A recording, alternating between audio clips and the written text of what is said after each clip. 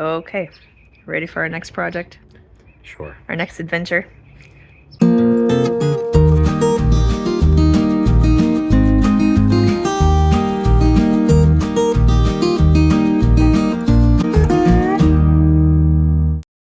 Today, we are going to be building a quail cage. So we're planning to be using quail for both eggs and meat, and we'll talk in another time about why that is, but we all need to have a cage for them. So that's what we're going to be doing today, and we're going to show you how to do it as well in case you decide that you wanted to go down this quail road as well. So a couple of things first. There's, you'll find tons of plans and even kits and things online that you can do. We wanted to build our quail cage a little bit different for a couple of reasons. We wanted to make sure our dimensions and our height were such that our kids could help care for the animals and they could learn responsibility by doing that. And so our enclosure is going to be a lot shorter than most of the stacked ones that you see. And then also we're going to make the height and the cage just a little bit higher than a lot of the commercial ones you see. Usually for quail, they're around 11, 12 inches high. The reason for that is that they like to flush directly upward, and if it's too high, they'll get enough momentum to hit their heads and break their necks when they jump, and we don't want that. So we went just a little bit taller, and the reason for that is that we want to be able to reuse this for meat rabbits or something down the road, if we get to that point. But we just wanted to make sure it was going to be dual purpose, though it wouldn't be building something that could only be used for one thing. Some of our materials we were able to reuse, like some 2x4s that we had reclaimed from scrap, and we're going to try to reuse some roofing that was in the woods when we moved in, so we'll see how that goes. But then the rest of this I can give you the breakdown and the description, so you'll have kind of your shopping list there if you do end up wanting to go with this design. Okay, the first thing that we're doing here is we're going to be making the floor where the quail will actually be living. These are 2x2. We just got an 8-foot and then cut off 20 inches, so it's 76.25 inches long. And then our cross beams there are 21.5. So first he's going to make a frame here. So starter holes so they don't split. And we're just building a frame for the flooring here.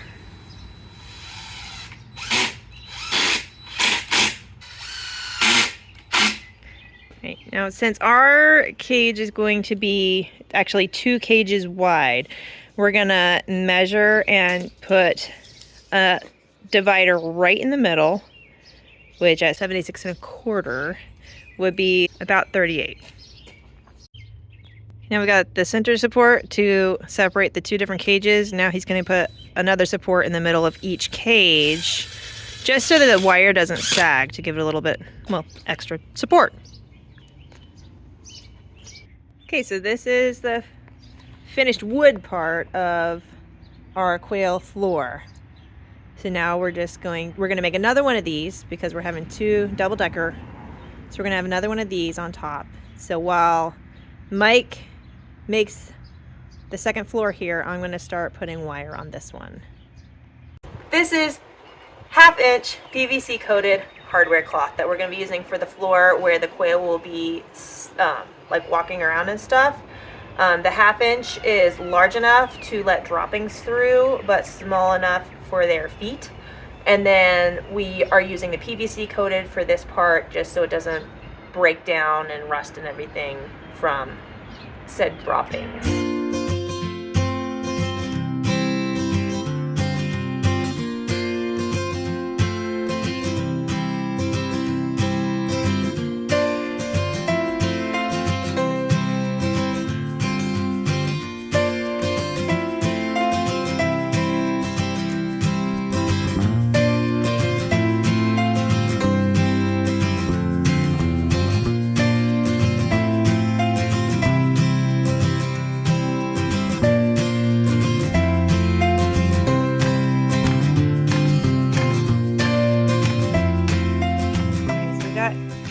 Wire in that first floor tray, Meanwhile, over here, Mike has the second one done, ready for wire. And then up here, he's made another frame. The outer frame is the same size as the floors. And then he's actually putting 2 braces in the middle, evenly spaced there. Because we have these pans. These are actually oil drip pans from AutoZone. And they're going to be going on this level to catch the droppings for easier cleaning. And since we're tiered, you don't want the droppings going down onto the next group of quail. So he's going to put 2 supports there so that this can slide across without falling through or anything. So that's what he's doing up here. Okay, rain and errands interrupted us. So we are back now. We're about to start assembling. So it's going to actually start looking like a quail cage now. So these are going to be on the very back of the quail cage. These are our support legs, and then our plywood's going to go across that. So he's already used the pocket jig to kind of put pilots in here so that we can kind of go at an angle, and then we're going to screw this together and then start assembling. Right, next step is to put this plywood on the back. We decided to go with plywood partially for more rigidity. So what's the word I'm looking for? Stability. But then also just to help with cleanliness so things aren't getting like kicked up against the siding of the house. And then also just to block a little bit of the wind whipping around. So we're going to go ahead and line it up with this top 2x4.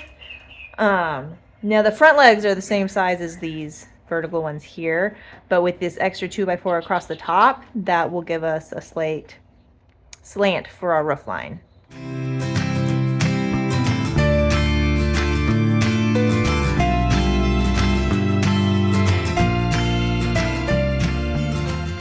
You know those things you forget along the way and you have to come back and do them? Yeah. This is our frame for the very top, right under the roof. Forgot to do that first. So this back piece, you could easily just make a frame like these, but I'll be honest, we shorted ourselves a board, so we just made the legs a little bit longer, and we're just gonna do it this way. But for ease, if you were going to be making this, just make the full frame exactly like you did the drop board holder. You probably don't need as many supports in the middle though. We went ahead and attached this top frame. As you can see, we didn't bother showing that because, like I said, the easier way for you to do it would just be to make a 4-sided frame, and then you could just screw it to the board. So now since there's going to be 2 separate cages on top, we're going to go ahead and put this center divider in, and we're just keeping that really simple. So to attach our center support, we're just going to put one of our end piece scraps of the 2x2s down here along the center support there. And then we have another 16-inch board that we're going to put across there, and we're just going to screw the plywood into it. And what was that plywood? 16 by 24-ish?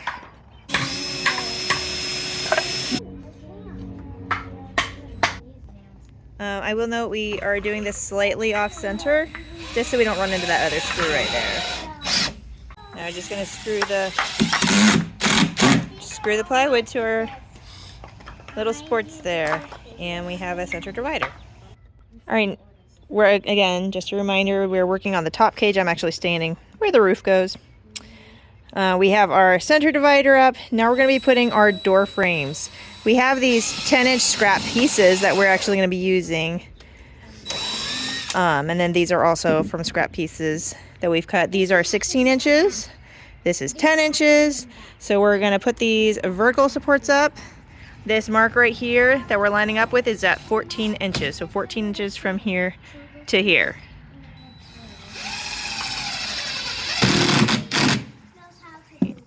And then we're going to put the other one here. This is at 24 inches from the end. So we're lining up the inside of the frame with the 14 and 24 inch marks. And we are going to put the center in, which is where the top of our door is going to attach. We're going to have a hinge up, and we're going to put it at 11.5-inch center. All right, so I finished the bottom tier of the quail cage. Did a little bit different. All the configuration is the same, so the doors are in the same place and everything, but based on the fact that some of these board spacing is too close together to fit the drill, I went ahead and assembled the bottom, the dropping board area of the top cage, the doors on the front to the bottom of the bottom cage. I assembled that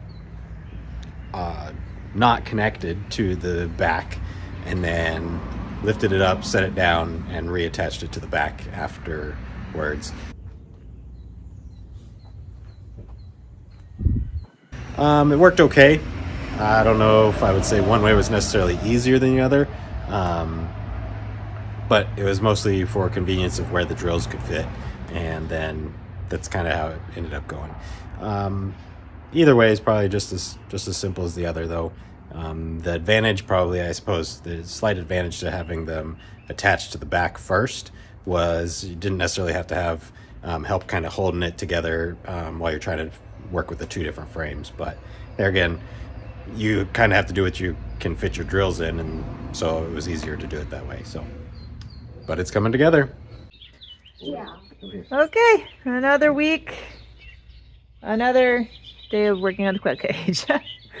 The next thing that we need to do is put the wire across the front and the sides there. Now, I think it probably would have been easiest if we had another 2x2 at the corners, but we did not plan for that, so we do not have one. We probably could cut down some 2x4 braces, or not some 2x4, some pallet braces, and kind of make one, but I think this guy is tired of cutting things. So we're just gonna go with what we have. I got my wire helper here. The other thing to be aware of, though, is this is a 2-foot 24-inch hardware cloth, 1/2-inch hardware cloth, and this is only a 16-inch gap, so there will be some that need to be cut off on the end, which is kind of a pain, but it is what it is.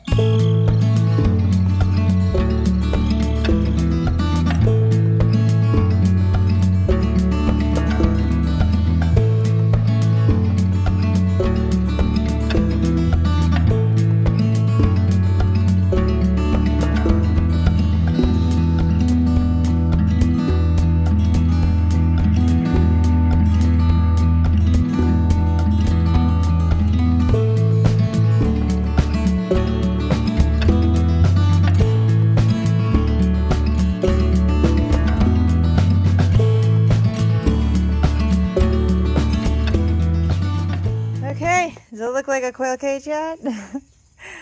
We went ahead and got the wire on this first one. I just kind of used my hands to crimp this into a corner. That seemed to work pretty well. And then we cut out the door spots here. We just tried to cut them as close as we could. And you saw me kind of hammering them down a little bit there to try to keep them from sticking out and scratching people when they reach in. Okay, top half is done. Now for the bottom half. Show a different angle this time, how it's actually going to look instead of upside down. All right, now it's time to put the legs on, the front legs on. Got the center one there, and then we've got one on either side. We'll just secure those on, and then we'll be able to do the roof.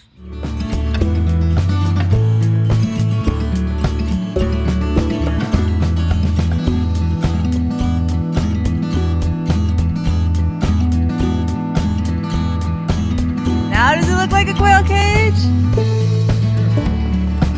Now it just needs a roof. Okay, it's upright and looking beautiful. Now time for the roof. You want to explain this for us? We just had some scrap 2x4s that I cut at an angle, which was rather difficult when you don't have the right tools for that, because this is higher it would have just given some support to the actual roof since it's such a thin plywood. That's kind of the reason for that. So. Yeah, so we've got one at each end and one in the center support. So next we're going to put up plywood on top, and we cut it 80 inches by 30 inches. So we'll have just a little bit of a hang in the front and on the sides. And then, yeah, that's our next step.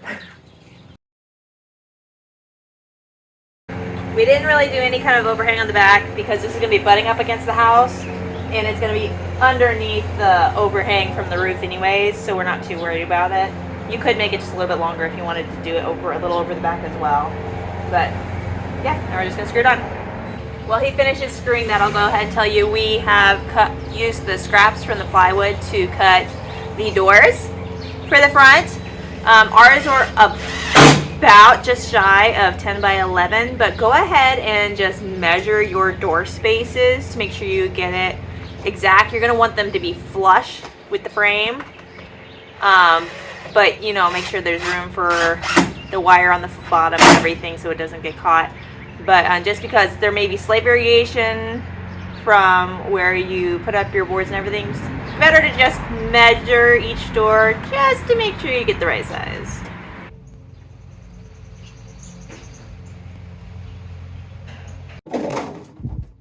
Back to it. It got real dark all of a sudden. Kind of makes you kind of tired. Ready for a break. But we're almost done. We will finish this. I did not have a break. I was just waiting for you to cut. You had a lunch break.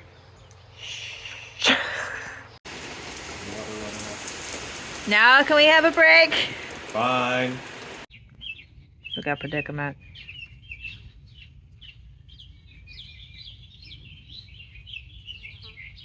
So,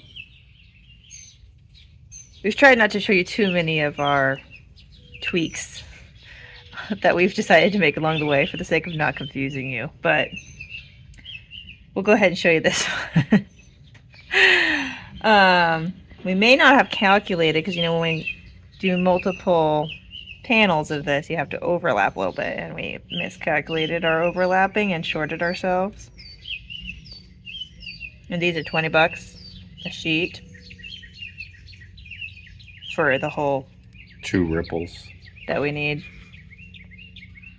We don't want to pay 20 bucks for 2 ripples worth of sheeting. So I think we're just going to trim this plywood. The only thing that this part is covering is just this leg right here on either side. That's literally all it's covering for this little space. So we're gonna do that. Obviously, this is not your only roofing option. You could just do, what did you say, a tarp?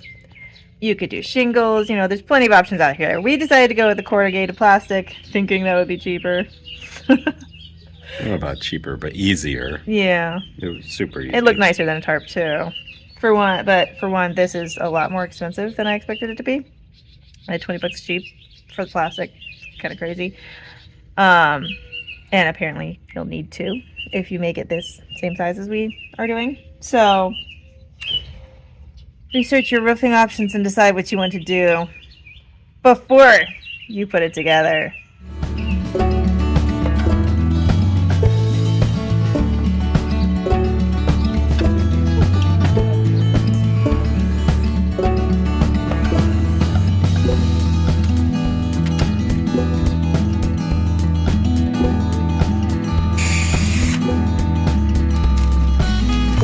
Did you help?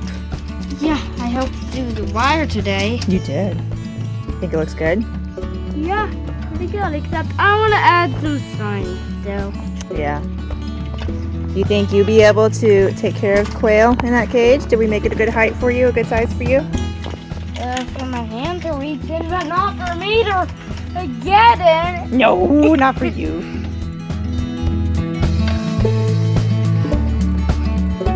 Ta-da! All done. Only took 3 Saturdays. The weather didn't really cooperate, and yeah, but we got it done. So we just, attach the doors with hinges and what are those barrel latches, These are not technically raccoon proof, but hardly anything is, so just be aware of that. If you're keeping it outside, that raccoons are always a possibility.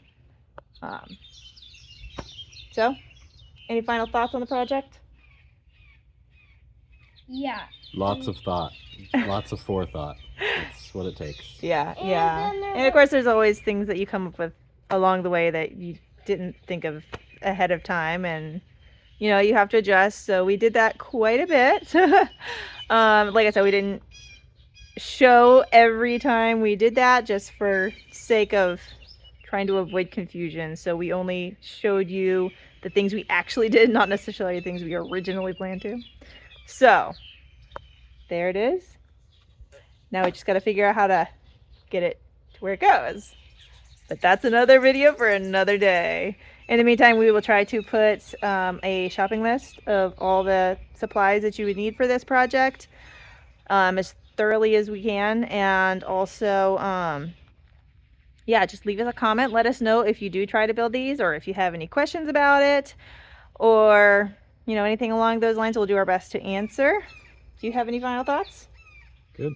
Okay, so until next time, God bless. See you later.